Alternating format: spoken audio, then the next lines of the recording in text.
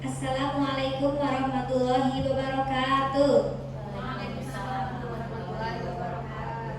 Selamat siang teman-teman. Pada siang ini saya Viva Cindy Claudia sebagai moderator akan memandu kegiatan presentasi kali ini. Sebelumnya perkenalkan Farah Zahra Oktaviani sebagai presentator yang akan menyampaikan materi terkait psikolinguistik dan Ataya Ridapri Kusuma sebagai notulen. Untuk presentasi ini dibagi menjadi 3 sesi, yaitu penyajian materi, yang kedua sesi tanya jawab, dan yang ketiga penutup. Untuk yang pertama yaitu penyajian materi yang akan disampaikan oleh presentator kepada Farah Zahra. Waktu dan tempat kami persilakan. Oke, terima kasih Mbak Cindy. Ya, untuk teman-teman apakah sudah siap untuk menerima materi? Kita belajar bareng-bareng ya teman-teman. Oke, di sini saya mengambil teori psikolinguistik dengan judul Psikolinguistik Kajian Teori. Penulisnya itu Abdul Her, yang diterbitkan oleh PT Rineka Cipta pada tahun terbitnya 2009. Kota terbitnya di Jakarta. Nah, tebal buku ini memiliki 15 bab halaman dengan jumlah 313 halaman. Langsung saja kita masuk ke materi. Di sini saya mengambil teori dari bab 8 sampai bab 12. Teori yang pertama atau materi yang pertama yaitu gangguan berbahasa. Nah, sebelum itu proses berbahasa itu bersifat dua arah, antara penutur dan pendengar. Oleh karena itu, jika ada alat fisiologi penutur atau pendengar berada dalam keadaan sehat atau normal, maka pesan yang akan disampaikan oleh penutur itu akan diterima dengan baik oleh pendengar. Semua proses ini dikendalikan oleh otak sebagai alat pengatur atau pengendali aktivitas manusia. Lalu gangguan berbahasa. Gangguan berbahasa itu dapat diakibatkan karena adanya faktor medis dan faktor lingkungan sosial. Manusia yang normal memiliki fungsi otak dan alat bicara yang tentu dapat berbahasa dengan baik. Tetapi yang memiliki kelainan fungsi otak dan kelainan alat bicaranya tentu mempunyai kesulitan dalam berbahasa, sehingga kemampuan berbahasanya akan terganggu. Lalu apa saja yang menjadi gangguan berbahasa? Oke. Gangguan berbahasa yang pertama itu ada gangguan mekanisme berbicara, kedua ada gangguan akibat multifaktoral, dan yang ketiga ada gangguan psikogenik. Gangguan mekanisme berbicara yang pertama itu adanya gangguan akibat faktor pulmonal. Nah, gangguan ini diakibatkan adanya penyakit pada paru-paru yang dialami sehingga berbicaranya itu dengan nada yang monoton. Volumenya suaranya kecil dan terputus-putus, sehingga dari segi semantik dan sintaksis itu agak sedikit kurang jelas, atau dari tuturannya itu kurang jelas, namun tidak ada masalah dari segi sintaksisnya. Lalu yang kedua itu ada gangguan akibat faktor laringal, gangguan pita suara yang mengakibatkan suara jadi serak atau hilang, sehingga gangguan akibat laringal ini ditandai oleh suara yang serak. Dari segi semantik dan sintaksis tidak ada masalah atau tidak ada gangguan dari segi semantik maupun sintaksis, hanya saja ada gangguan di bagian pita suara. Lalu gangguan yang ketiga yaitu gangguan akibat faktor lingual. Pada gangguan ini disebabkan karena terganggunya artikulasi saat pengucapan, seperti sariawan, orang dengan penderita stroke, dan orang cadel, sehingga mengakibatkan pengucapan menjadi tidak sempurna. Nah, pada gangguan akibat faktor lingual ini sering terjadi pada orang-orang yang sedang memiliki sakit sariawan atau orang yang penderita stroke. Lalu ada juga orang yang cadel. Orang yang cadel itu mungkin banyak kita lihat dan kita dengar ya, penuturannya itu pasti tidak sempurna pasti ada alat yang terganggu. Misalnya orang cadel tidak bisa ngomong R, seperti itu pasti akan kita mendengarnya L atau apa seperti itu. Misalnya kata kursi jadi kursi kayak gitu, jadi kurang jelas seperti itu. Lalu yang keempat ada gangguan akibat faktor resonansi. Nah, gangguan ini menyebabkan suara yang dihasilkan menjadi bersengal atau bindeng. Nah, dari teman-teman ini kan pasti pernah suaranya bindeng ya, apalagi kalau misalnya lagi flu dan batuk, pasti kita suaranya jadi bindeng atau bersengal. Jadi kita mengucapkan kata-kata atau kalimat itu tidak jelas, misalnya kayak gitu. Jadi ada suara bindeng yang mengganggu di tenggorokan kita. Nah, hal ini dapat terjadi pada orang yang mengalami kelumpuhan pada langit-langit sehingga resonansi menjadi terganggu. Lalu yang kedua itu ada gangguan akibat multifaktoral. Nah, gangguan akibat multifaktoral ini bisa terjadi karena 3 sebab, yaitu yang pertama berbicara serampangan. Berbicara serampangan ini diakibatkan karena terbiasa berbicara cepat dan artikulasi yang tidak jelas sehingga apa yang diucapkan akan sulit dipahami. Tentu kita pernah mendengar orang yang artikulasinya cepat namun tidak jelas dalam pengucapannya. Nah, itu bisa jadi karena berbicaranya serampangan. Tetapi ada juga yang memiliki artikulasi cepat namun jelas saat proses berkomunikasi dia jelas gitu. Kayak gitu ya teman-teman. Lalu yang kedua itu ada berbicara propulsif. Nah, pada gangguan ini biasanya terjadi pada penderita penyakit Parkinson atau ini kerusakan pada otak yang menyebabkan otak menjadi gemetar, kaku, dan lemah. Sehingga saat berbicara artikulasi itu terganggu karena otot lidah, pita suara, dan otot wajah menjadi kaku. Lalu yang ketiga ada berbicara mutis. Ada penderita gangguan mutisme ini tidak dapat berbicara sama sekali. Mutisme ini bukan hanya tidak dapat berkomunikasi secara verbal saja, tetapi tidak dapat berkomunikasi secara visual maupun isyarat. Selanjutnya gangguan psikogenik. Dalam gangguan psikogenik ini ada berbicara manja. Nah, berbicara manja itu yang seperti apa sih? Nah, berbicara manja itu gejala yang biasanya terjadi pada anak-anak, remaja maupun pada orang tua, tapi biasanya itu pada wanita, ya, sehingga sering terjadi perubahan pada cara berbicaranya. Lalu ada berbicara gagap. Nah, berbicara gagap terjadi disebabkan adanya kerusakan pada belahan otak bagian kiri, sehingga dalam berbicara akan tersendat-sendat, mengulang-ulang suku kata yang dapat membuat pendengar tidak memahami dengan jelas. Lalu ada berbicara kemayu. Berbicara kemayu dapat dilihat dari gerak bibir dan lidah yang menarik perhatian dan lafal yang dilakukan secara lemah gemulai dan biasanya memanjang-memanjangkan kata. Lalu ada berbicara latah. Latah biasanya dilakukan dengan meniru perkataan orang lain, merupakan gangguan lokomotorik yang dapat merusak semantik dan sintaksis yang diucapkan. Latah dapat terjadi karena adanya bawaan lahir. Tapi menurut dari latah ini ada yang mengatakan bahwa latah itu tidak karena adanya bawaan lahir saja, melainkan kita misalnya dikagetkan oleh teman kita, otomatis kita akan latah. Tapi ada juga yang enggak latah ya teman-teman ya. Lalu gangguan berbahasa. Nah, gangguan berbahasa itu yang pertama ada afasia motorik kortikal. Afasia motorik kortikal yaitu hilangnya kemampuan untuk mengutarakan isi pikiran dengan menggunakan perkataan, tapi masih bisa memahami bahasa lisan dan bahasa tulis. Yang kedua ada afasia motorik subkortikal. Penderita afasia motorik subkortikal tidak dapat mengeluarkan isi pikiran dengan menggunakan perkataan, tapi bisa mengeluarkan perkataan dengan cara membeol atau latah.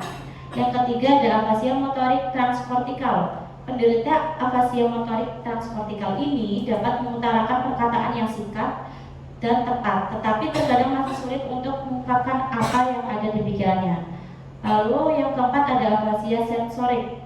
Penyebab terjadinya afasia sensorik disebabkan adanya kerusakan pada lesi kortikal seperti daerah visual daerah sensorik, daerah motorik, dan daerah pendengaran, sehingga kehilangan bahasa lisan dan bahasa tulis. Lalu selain gangguan berbahasa, itu ada juga gangguan berpikir. Gangguan berpikir itu ada pikun, skizofrenik, dan depresi. Pikun itu penyebabnya itu terjadi karena adanya terganggunya fungsi otak dalam jumlah besar, dan juga disebabkan oleh depresi sehingga penutur sering terputus pembicaraan dikarenakan tidak ingat apa yang akan dibicarakan lagi. Yang kedua ada skizofrenik. Pada penderita skizofrenik mengalami halusinasi, kekacauan dalam berpikir sehingga akan menyebabkan gangguan dalam proses berpikir. Lalu yang ketiga ada depresi. Orang yang mengalami depresi, tertekan jiwanya, maka isi pikirannya itu akan terganggu, sehingga kelancaran dalam berbicara pun akan terputus-putus dan akan sulit untuk bersosialisasi dengan lingkungan sekitar. Masuk ke bab 9, yaitu tentang pemerolehan bahasa, yaitu yang terkait beberapa hipotesis. Yang pertama hipotesis nurani, yang kedua hipotesis tabula rasa, dan yang ketiga hipotesis kesemestaan kognitif. Yang pertama ada hipotesis nurani. Nah, hipotesis nurani ini adalah dari lahir, teman-teman, semua anak yang normal akan memperoleh bahasa dari ibunya. Pemerolehan bahasa tidak ada hubungannya dengan kecerdasan, asal dari ibunya itu memperkenalkan kepada anak bahasa yang tidak asing atau bahasa-bahasa yang sering digunakan dalam kehidupan sehari-hari. Lalu pada proses pemerolehan bahasa pada anak harus disesuaikan dengan kematangan berpikir anak, dan ajarkan anak menggunakan bahasa yang baik dan benar, tidak asal mengajarkan saja seperti itu ya. Lalu dalam memperoleh kalimat-kalimat yang kita ucapkan agar didengar oleh anak itu, kita menggunakan kalimat-kalimat yang baik, kalimat-kalimat yang sopan, yang bisa membantu anak itu dapat lancar dalam proses berbahasa. Nah, lanjut pada proses pemerolehan bahasa menurut hipotesis nurani, yaitu yang pertama ada ujaran suatu bahasa atau input, yang kedua ada language acquisition device atau LAD, dan yang ketiga ada tata bahasa formal suatu bahasa atau output. Jadi ujaran suatu bahasa atau input itu adalah bahasa-bahasa yang diberikan oleh orang tua atau oleh orang dewasa kepada anak-anak. Jadi anak-anak itu diberikan bahasa-bahasa yang baik, yang benar, diajarkan bahasa-bahasa yang sopan, sehingga nanti akan masuk kepada LAD atau kepada sistem saraf bahasa kepada anak. Jadi anak itu nanti akan memproses apa yang telah diberikan kepada ibu atau kepada orang tua, lalu nanti akan tata bahasa formal satu bahasa atau output. Nanti outputnya itu akan keluar dari anak tersebut apa yang telah diajarkan oleh orang-orang di sekitar atau lingkungan sekitar yang masuk kepada LAD atau sistem bahasa pemikiran pada anak, seperti itu. Lalu yang kedua ada hipotesis tabula rasa. Dalam hipotesis tabula rasa, pengetahuan linguistik yang dimiliki manusia terdiri hanya atas rangkaian stimulus dan respon. Kreativitas seorang untuk mengeluarkan kalimat hanya diterapkan menurut konsep stimulus dan respon. Semua pengetahuan bahasa yang dimiliki oleh kita merupakan hasil integrasi berbagai peristiwa linguistik yang diperoleh, dialami, diamati, dan dimiliki manusia. Lalu, ada faktor-faktor penting dalam belajar bahasa. Yang pertama ada peniruan, kedua ada penghargaan, yang ketiga ada frekuensi perilaku, dan keempat ada kemampuan berbahasa. Yang pertama ada peniruan. Anak akan meniru apa yang telah diajarkan oleh orang tua atau oleh orang-orang sekitar atau lingkungan sekitar. Nanti jadi anak itu akan meniru apa yang telah diajarkan dan meniru apa yang telah dilihat oleh dirinya, yang diamati oleh dirinya. Lalu akan menjadi penghargaan jika anak tersebut sudah misalnya ibu itu mengajarkan kata kursi atau kata meja, dan anak itu sudah mengetahui bahwa ini kursi dan ini meja. Nah, kita sebagai orang tua atau kita sebagai orang dewasa perlu mengapresiasi atau memberikan penghargaan kepada anak tersebut. Lalu timbullah frekuensi perilaku. Nah, jadi anak ini akan menunjukkan perilaku-perilaku yang telah diberikan atau yang sudah diberi stimulus oleh orang tua. Nanti di situ akan melanjut kepada kemampuan berbahasa anak tersebut. Lalu ada hipotesis kesemestaan kognitif. Ya, bahasa diperoleh berdasarkan struktur kognitif yang diperoleh melalui interaksi dengan lingkungan. Perkembangan bahasa anak berkaitan dengan kegiatan, objek, dan kejadian yang dialami anak seperti melihat, mendengar, dan yang mereka rasakan. Lalu masuk ke bab 10, ada pemerolehan sintaksis. Yang pertama ada teori tata bahasa pivot, yang kedua ada teori hubungan tata bahasa nurani, yang ketiga ada teori tata bahasa dan informasi situasi, yang keempat ada teori kumulatif kompleks, dan yang kelima ada teori pendekatan semantik. Teori tata bahasa pivot. Yang pertama, pada umumnya bahasa pivot ada dua jenis, yaitu kelas pivot dan kelas terbuka. Kata-kata yang termasuk kelas pivot itu adalah kata-kata fungsi, sedangkan yang termasuk kelas terbuka adalah kata-kata berkategori nomina dan verbal. Tata bahasa pivot muncul sebagai akibat dari discovery prosedur. Pemerolehan sintaksis anak-anak dimulai dengan kalimat yang terlihat pada kata-kata pivot. Oleh karena itu, tata bahasa pivot menjadi kurang jelas bila diterapkan ke dalam bahasa Indonesia. Sebab dalam bahasa Indonesia, kata-kata seperti mau, akan, sudah, dan belum yang termasuk kata-kata pada kelas pivot dapat muncul sebagai kalimat. Lalu ada teori hubungan tata bahasa nurani. Pengetahuan anak-anak mengenai hubungan tata bahasa universal ini adalah bersifat nurani. Maka dari itu akan langsung mempengaruhi pemerolehan sintaksis anak-anak. Teori pemerolehan sintaksis yang ditentukan oleh sistem linguistik generatif transformasi yang menjadi sebagian pengetahuan anak.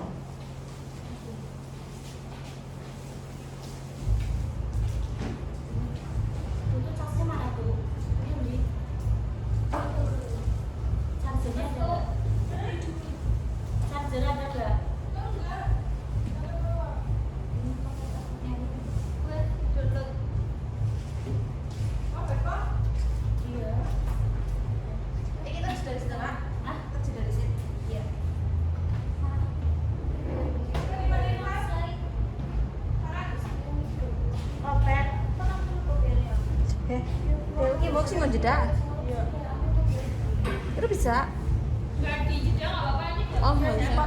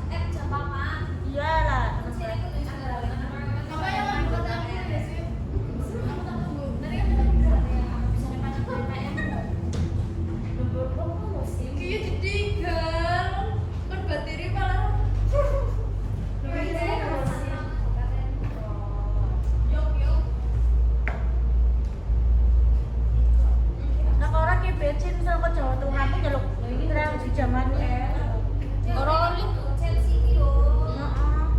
Iya, Chelsea itu mana?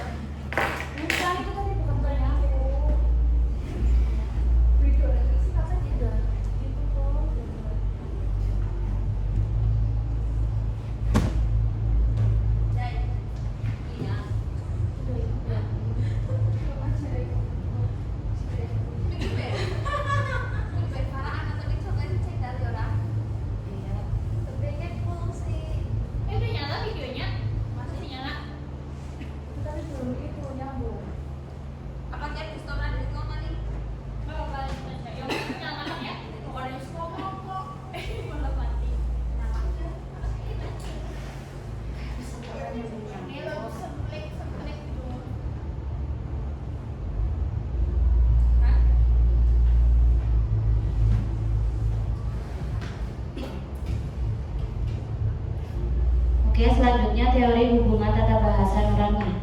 Pengetahuan anak-anak mengenai hubungan tata bahasa universal ini adalah bersifat nurani, maka dari itu akan langsung mempengaruhi perolehan sintaksis anak-anak.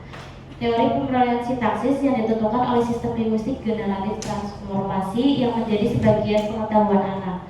Konsep hubungan tata bahasa merupakan perkembangan lanjutan ketika anak-anak akhirnya menyadari bahwa kata benda dengan peranan-peranan semantik yang berbeda diperlakukan dengan cara yang sama dalam hubungannya dengan kelas-kelas kata kerja yang berbeda.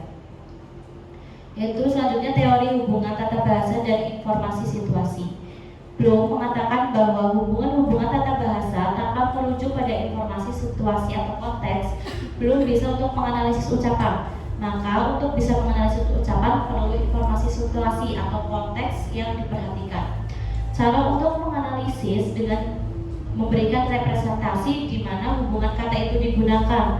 Oleh karena itu, informasi situasi digunakan untuk menentukan hubungan tata bahasa. Selanjutnya teori kumulatif kompleks. Menurut Brown, urutan pemeranan sintaksis oleh anak-anak ditentukan oleh kumulatif kompleks semantik morfem dan kumulatif kompleks tata bahasa yang sedang diperoleh. Jadi, sama sekali tidak ditentukan oleh frekuensi munculnya morfem atau kata-kata dalam ucapan orang dewasa. Selanjutnya teori pendekatan semantik. Dalam teori Fillmore, transformasi tata bahasa tidak diatur oleh rumus-rumus sintaksis, melainkan oleh hubungan-hubungan semantik. Struktur yang berdasarkan semantik dipakai sebagai dasar teori generatif transformasi. Perbedaan antara pendekatan semantik dengan teori hubungan tata bahasa nurani adalah teori bahasa nurani menerapkan hubungan-hubungan sintaksis dalam menganalisis struktur ucapan, sedangkan pendekatan semantik menemukan struktur ucapan berdasarkan hubungan-hubungan semantik. Selanjutnya, bab 11, pemerolehan semantik. Yang pertama adalah teori hipotesis fitur semantik, teori hipotesis hubungan gramatikal, ketiga ada teori hipotesis generalisasi, dan yang keempat ada teori hipotesis primitif universal. Teori hipotesis fitur semantik yaitu fitur-fitur makna yang digunakan anak-anak dianggap sama dengan beberapa fitur makna yang digunakan oleh orang dewasa. Karena pengalaman anak-anak masih terbatas dengan pengalaman orang dewasa, maka pemilihan fitur-fitur yang berkaitan didasarkan pada pengalaman anak-anak sebelumnya, didasarkan pada informasi persepsi atau pengamatan. Clark menyimpulkan perkembangan penerangan semantik ke dalam 4 tahap, yaitu yang pertama ada tahap penyempitan makna, yang kedua ada tahap generalisasi berlebihan, yang ketiga ada tahap medan semantik, dan yang keempat ada tahap generalisasi. Teori hipotesis hubungan gramatikal. Teori ini diperkenalkan oleh M. Snell. Menurutnya pada waktu itu dilahirkan anak-anak telah dilengkapi dengan hubungan-hubungan gramatikal dalam nuraninya. Anak pada awal proses pemerolehan bahasanya telah berusaha membentuk satu, yaitu kamus makna kalimat, yaitu setiap butir leksikal dicantumkan dengan sebuah hubungan gramatikal yang digunakan secara lengkap pada tahap holofrasis. Secara horizontal, pada mulanya anak hanya memasukkan beberapa fitur semantik untuk setiap butir leksikal ke dalam kamusnya. Selanjutnya ada teori hipotesis generalisasi. Perkembangan semantik anak-anak mengikuti satu proses generalisasi, yakni kemampuan anak-anak melihat hubungan-hubungan semantik antara nama-nama benda mulai dari yang konkret sampai pada yang abstrak. Setelah mereka semakin bertambah usia, maka mereka akan menambah pada tahap berikutnya yang lebih tinggi kelasnya. Selanjutnya teori hipotesis primitif universal. Berwitz mengatakan bahwa primitif semantik atau komponen-komponen semantik mewakili kategori atau prinsip yang sudah ada. Primitif semantik tidak mewakili ciri-ciri fisik luar dari benda, tetapi mewakili keadaan psikologi berdasarkan bagaimana manusia memproses keadaan sosial. Dengan demikian, hipotesis primitif universal mau tidak mau harus menghubungkan perkembangan semantik anak-anak dengan perkembangan kognitif umum. Masuk ke bab 12, yaitu pemerolehan fonologi. Yang pertama ada teori struktural universal, yang kedua ada teori generatif struktural universal, yang ketiga ada teori proses fonologi alamiah, yang keempat teori prosodi akustik, dan yang kelima teori kontras dan proses. Teori struktural universal. Dalam penelitiannya, Jacobson mengamati pengeluaran bunyi-bunyi oleh bayi-bayi pada tahap membabel atau babbling dan menemukan bahwa bayi yang normal mengeluarkan berbagai ragam bunyi dalam vokalisasinya, bunyi vokal maupun bunyi konsonan. Namun ketika bayi mulai kata pertamanya kira-kira umur 1 tahun, maka kebanyakan bunyi-bunyi ini menghilang. Malah sebagian dari bunyi-bunyi itu baru muncul kembali beberapa tahun kemudian. Dari pengamatannya, Jacobson menyimpulkan adanya 2 tahap dalam pemerolehan fonologi, yaitu yang pertama tahap memprabahasa dan tahap pemerolehan bahasa murni. Selanjutnya, teori struktural universal. Urutan pemerolehan bunyi yang diramalkan Jacobson pada dasarnya sejalan dengan data yang dikumpulkan oleh sejumlah pakar seperti Karp, Elvin Tripp, dan Post dan Hages. Data yang dikumpulkan itu menunjukkan bahwa anak-anak lebih dahulu dapat membunyikan huruf B, P, D, dan T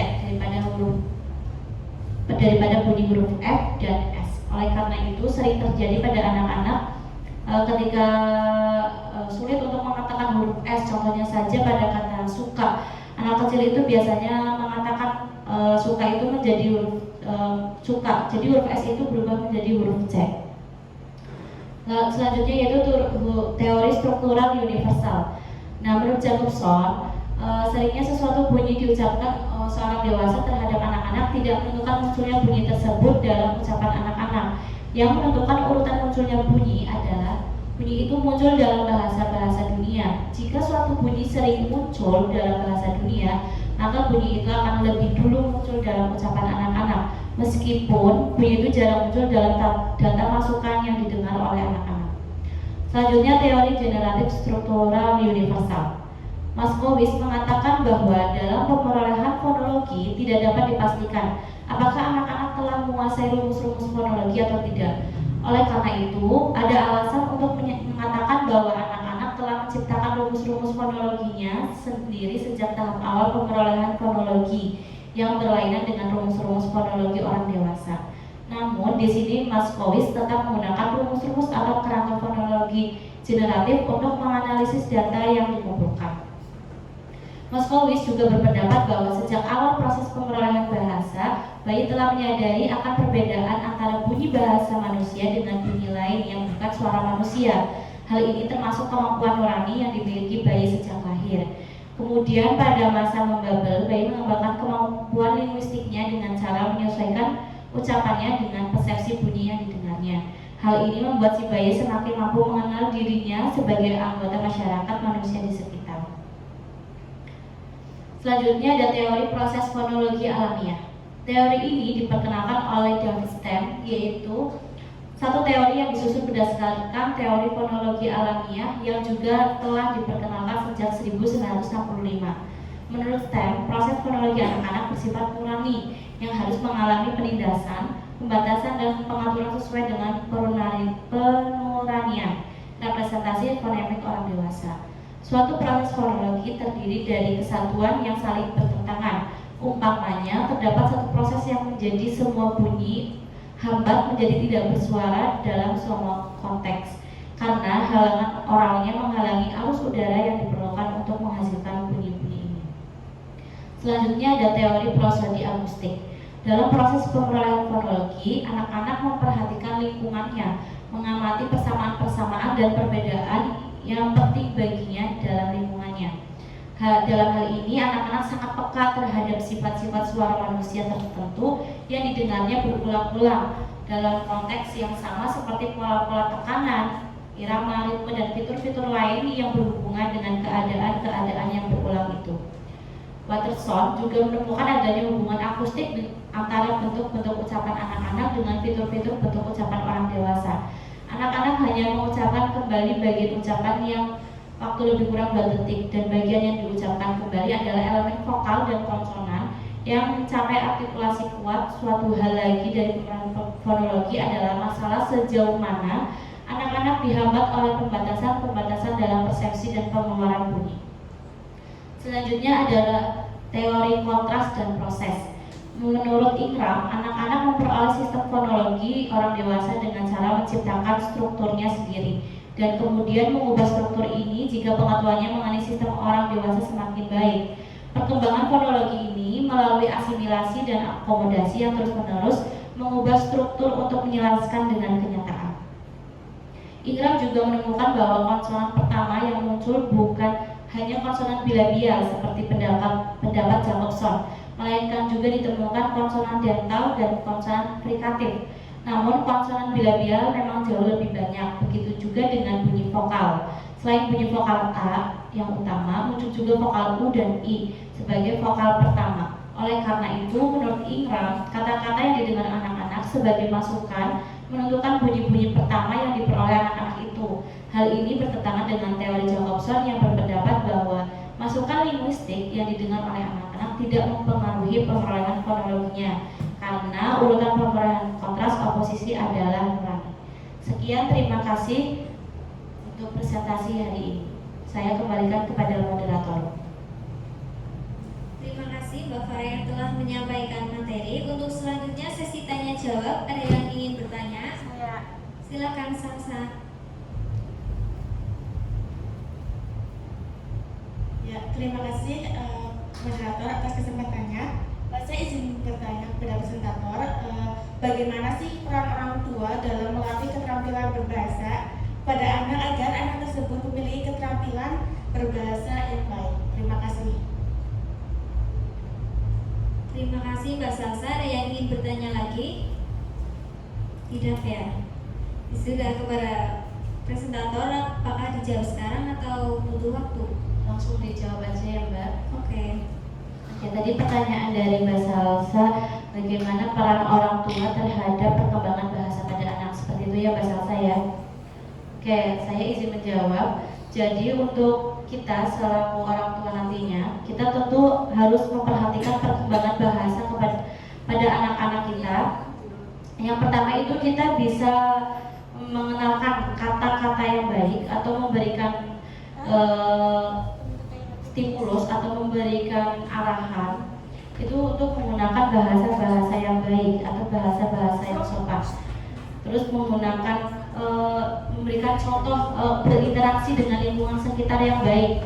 Jadi kita selain bahasa yang digunakan, kita juga memberikan contoh kita berinteraksi dengan orang lain atau berinteraksi dengan lingkungan sekitar agar si anak mengerti apa yang dilakukan oleh kita. Karena anak-anak itu menyerap apa yang kita berikan, apa yang kita contoh. Jadi selagi kita memberikan atau selagi kita di depan anak-anak, kita memberikan contoh yang baik, melatih pengucapan kalimat-kalimat yang benar sesuai dengan kaidah bahasa Indonesia tentunya, dan mengajak anak itu untuk mengenal benda-benda sekitar, seperti contohnya saja benda-benda yang ada di sekitar dalam rumah, seperti kasur, televisi, terus buku dan lain sebagainya. Jadi nanti perkembangan anak dalam proses pemerolehan bahasa itu akan semakin meningkat. Jangan malah hanya kita diamkan saja, kita berikan HP, terserah anak mau mencari apa saja, tidak kita tuntun atau tidak kita berikan arahan. Itu nanti akan sulit untuk anak menyerap apa yang telah dia tonton. Karena kita sebagai orang dewasa tentu harus lebih memberikan pengenalan yang lebih baik, terus mengajak anak berbicara. Dengan kita mengajak anak berbicara, tentu akan banyak pendapatan kosakata kalimat, kosakata yang sebelumnya dia tidak dengar atau sebelumnya dia tidak ketahui akan menjadi tahu. Seperti itu Mbak Salsa. Apakah sudah paham Mbak Salsa? Oh sudah, terima kasih Mbak Salsa untuk pertanyaannya. Demikian presentasi dari kami, kurang lebihnya mohon maaf. Terima kasih. Wassalamualaikum warahmatullahi wabarakatuh.